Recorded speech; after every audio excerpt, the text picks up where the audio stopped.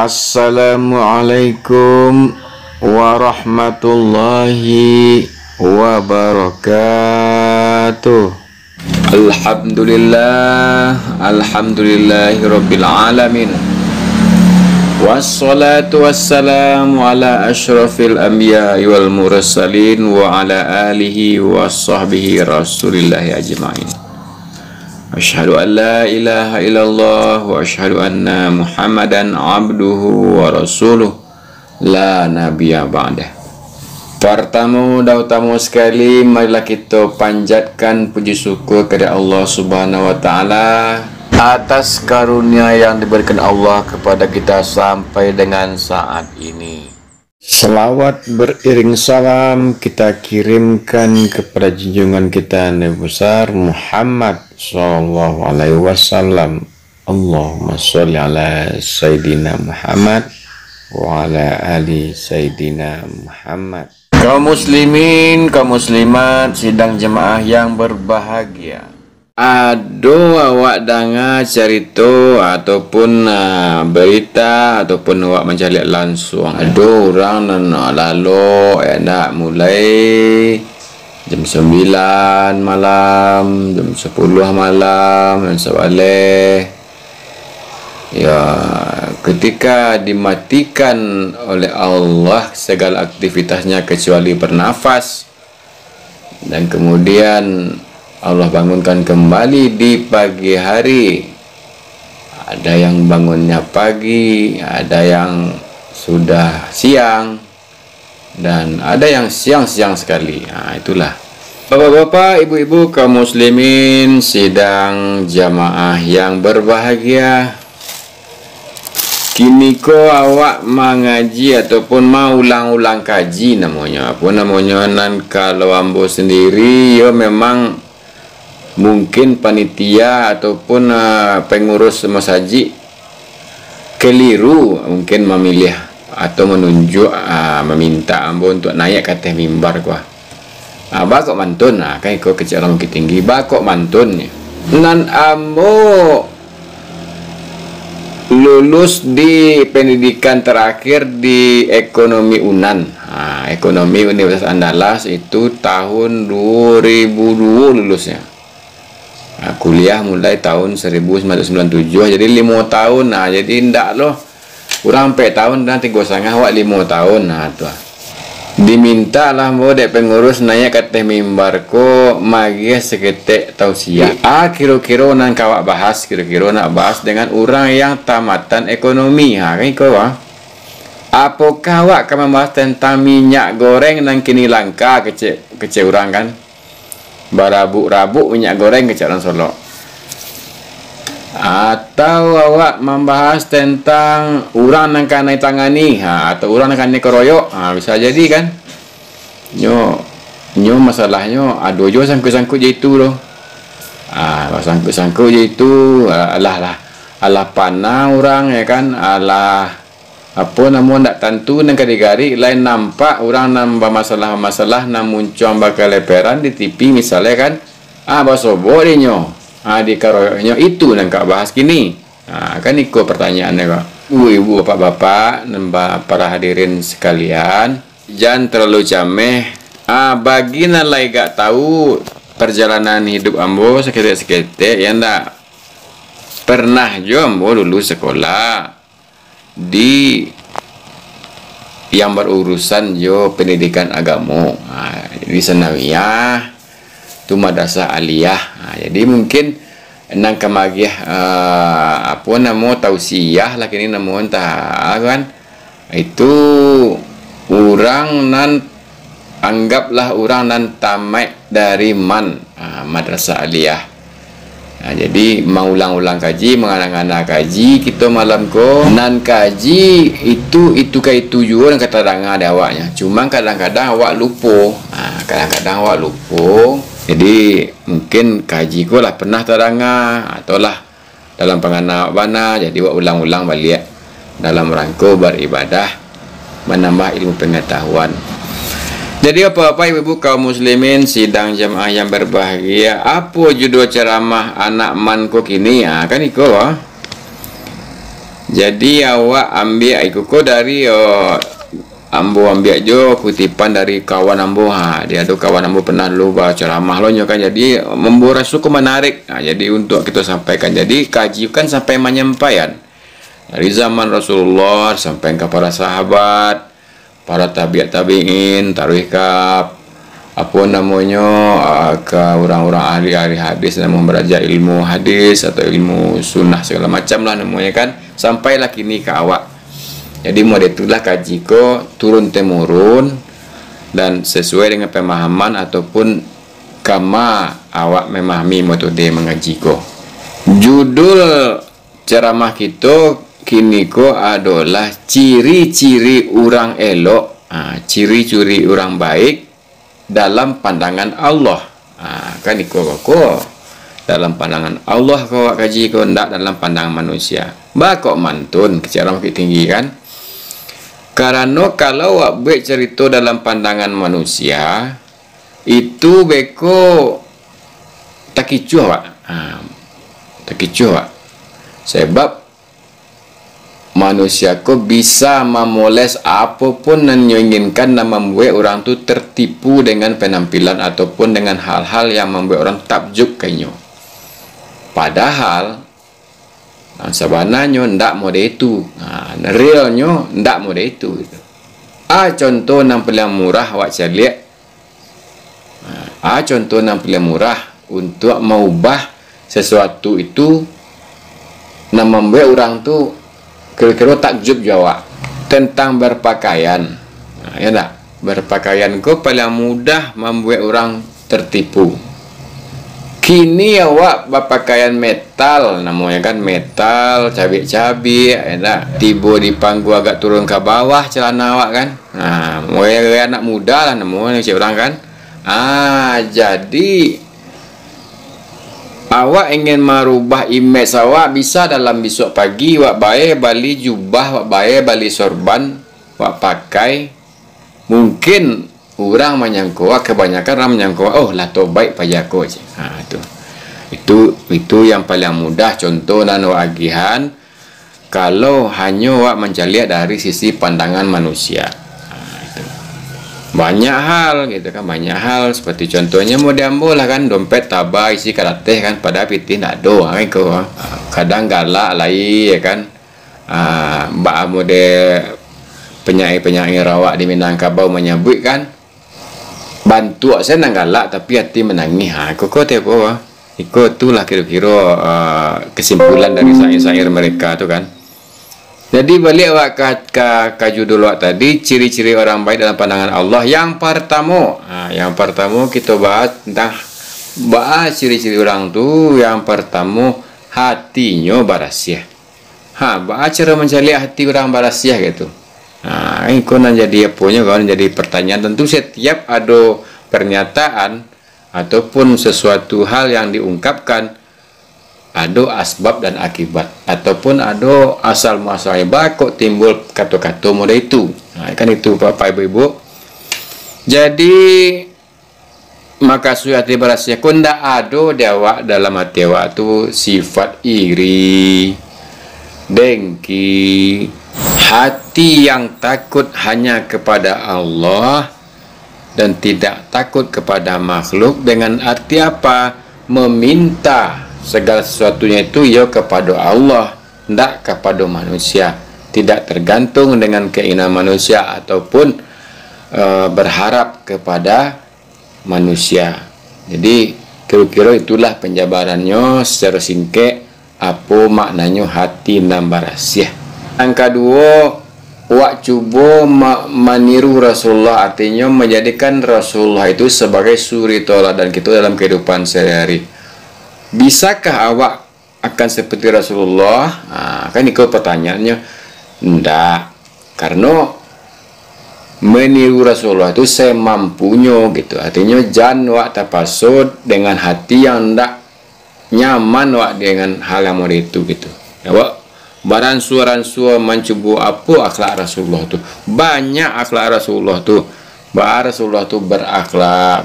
Zaman kini orang nam banyak gelar ilmu segala macam dan santiang ya kan. dan lulusan S1, S2, S3 sampai S bara biswa zaman anak-anak kini kok S bara biswa kan. Itu santiang-santiang, pintar-pintar mereka. Tapi ndak jaminan untuk dijadian sebagai suri toladan. Karena apa? Banyak nan santiang karajonyo korupsi. Banyak nan santiang karajonyo maliang. Banyak nan santiang tapi kerajonyo manipu orang lain, manakan nan lamah, ya nak mamakan hak orang lain. Kalau santiang saja yang kita perhatian. Kenapa Rasulullah tu dijadikan sebagai orang dari zaman Nabi Adam ya nak sampai kini dijadikan idola nomor 1? Seorang Nasrani yang bernama Michael Hart, itu nama itu. Inyo membuat orang yang paling berpengaruh di dunia dari zaman Nabi Adam sampai kini, nomor satunya Nabi Muhammad. Apa kelebihan Nabi Muhammad itu menurut inyo gitu? Kalau seandainya orang tu hanya mencaliak Nabi Muhammad itu dari ibadahnya saja, orang di luar agama Islam mereka punya juga ibadah. Sembayang, kalau dinyo sembayang, kalau dewa sholatnya ada sembayang kayak di Bali, ada sembayang di candi-candi itu kan, yang saya lihat di media atau di mana saya lihat kan. Nah, itu ibadah. Sama aja puasa. Puasa orang tu ada juga puasa-puasanya, walaupun puasanya tidak sama aja puasa awak. Kalau di awak kan puasa 29 30 hari, orang tu mungkin untuk beberapa hari sebelum hari besarnya mereka berpuasa. Mereka juga ada berpuasa. Jadi mereka itu salut atau takjub dengan Nabi Muhammad itu bukan dalam hal ibadah tapi dalam akhlak beliau kepada semesta alam. Karena Rasulullah diutus ke muka bumi ini untuk memperbaiki akhlak manusia. Innama bu'ithtu liutammima makarimal akhlak. Sungguhnya aku diutus ke muka bumi ini untuk memperbaiki akhlak. Makanya kita disuruh menjadikan Rasulullah SAW sebagai suri teladan kita dalam kehidupan sehari-hari. Mana akhlak beliau dengan keluarga? Istri beliau dipanggil dengan wahai yang kemerah-merahan, bergaul dengan teman, dengan sahabat. Kemudian yang ketiga adalah sholat tepat waktu. Bagaimana sholat kita? Karena memang kesibukan dunia ini cukup menyita waktu kita sehingga kadang-kadang sholat kita agak terlalaikan, dan itu perlu kita ubah perlahan-lahan. Itu adalah ciri-ciri orang baik dalam pandangan Allah yang ketiga. Kemudian yang keempat, haus akan ilmu. Artinya apa?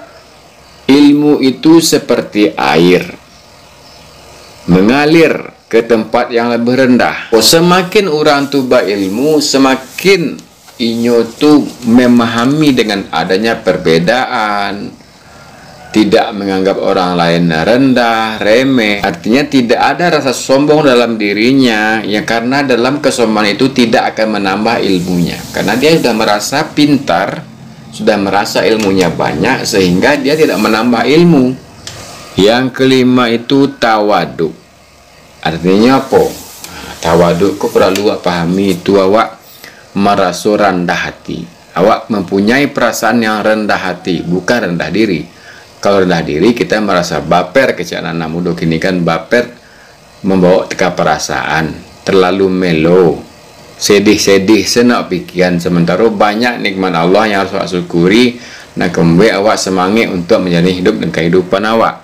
Ada sebuah kata-kata ataupun beberapa kalimat yang membuat kalau seandainya awak yakin, ya kan, awak yakin, awak paham dengan niko, mudah-mudahan insya-Allah kehidupan awak ko akan bisa awak jalani dengan sebaik-baiknya. Ada ungkapan yang pernah awak dengar, sebaik-baiknya awak, ya kan, sebaik-baiknya saya lebih baik orang lain.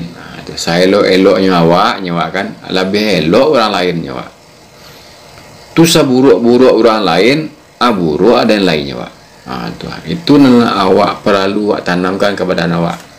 Artinya apa? Awak walaupun setinggi-tinggi apa pangkat, jabatan, ilmu, ya kan, harta banyak segala macam, ada awak mencari orang lain, mungkin secara kasat matanya di bawah awak, tapi kalau dibawa ke hati, awak bawa ke hati awak, tabati ada hati awak kalau orang tu lebih elok dari awak gitu.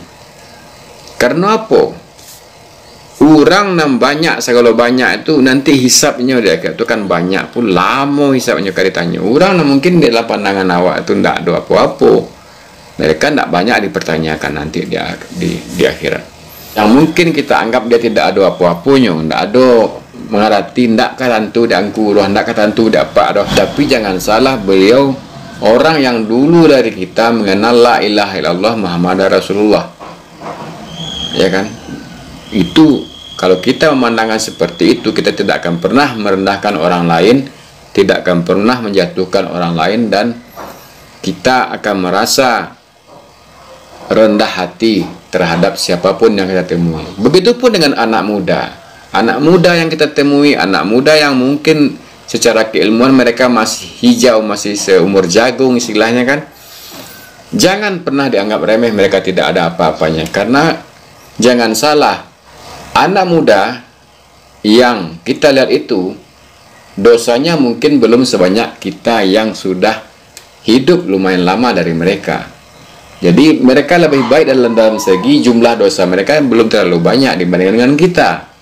Nah, kalau kita berprinsip seperti itu, rasa tawadu, rasa rendah hati itu akan selalu tertanam dalam diri kita, dan tidak menganggap orang lain itu di bawah kita. Sebaik-baiknya saya, lebih baik orang lain. Seburuk-buruk orang lain, lebih buruk saya. Nah, kalau itu kita tanamkan dalam kehidupan sehari-hari, maka saling pengertian di masyarakat, tidak ada caci maki, tidak ada saling, kalau bahasa Minangnya mencimee.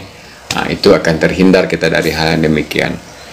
Yang berikutnya yaitu yakin awak dunia ko sementara, tampe kita yang akan kita tinggalkan, dan kita buat iko dunia ko bukan tempat tinggal. Artinya apa? Akhirat yang lebih kekal abadi. Jadi dunia sementara, akhirat selamanya. Jadi pakai istilah kawan nama waktu di Senawiyah, Ustadz dari Sulaiman ya. Beliau menyebut itu. Beliau menciptakan lagu pun dengan judul yang seperti itu. Yakin kalau dunia kok hanya sementara, tampe meninggal bukan tampe tinggal. Kan itu yang perlu pahami bapak-bapak, ibu-ibu sekalian, sidang jamaah yang berbahagia, bahwasannya ciri-ciri orang yang dicintai oleh Allah, yang paling artinya ciri orang baik dalam pandangan Allah itu perlu kita coba untuk menggapainya, karena memang kadang-kadang awakku tertipu dengan ba'a orang mencela awak. Seorang nan elok tu nyu ndak peduli dengan pandangan orang, ndak perlu dengan pandangan orang lain. Mau elok orang ngecengkenyo, elok inyo ndak tabang lah gitu. Buruk nyo ndak lo jatuh adanya itu. Banyak disabi orang, apalagi kalau yang suka di media sosial atau mempunyai akun Instagram segala macam namanya kini kan. Nah, itu banyak komen-komen negatif atau segala macam. Nah, ya udahlah, anggap aja itu sebagai tabungan amal. Artinya apa? Setiap orang yang mencaci, setiap orang yang menghujat awak, kalau awak sabar menghadapinya, itu akan jadi ladang amal bagi awak. Jadi kalau awak lah memode itu, Allah membuat badan awak seperti itu, tawadu, ya kan? Apalagi kalau ditambah dengan qanaah, menerima apa adanya gitu. Jadi awak tidak terlalu ngoyo atau terlalu menggebu-gebu dalam menggapai sesuatu. Awak punya rencana, punya target, menerima apa adanya. Apa yang lagi awak syukuri. Dapat awak balik itu, alhamdulillah. Dapat bini rancak, alhamdulillah. Dapat bini menurut orang nak rancak, alhamdulillah. Ba'ala itulah jodoh awak. Nah, itulah kira-kira ciri-ciri orang baik dalam pandangan Allah, ya nak.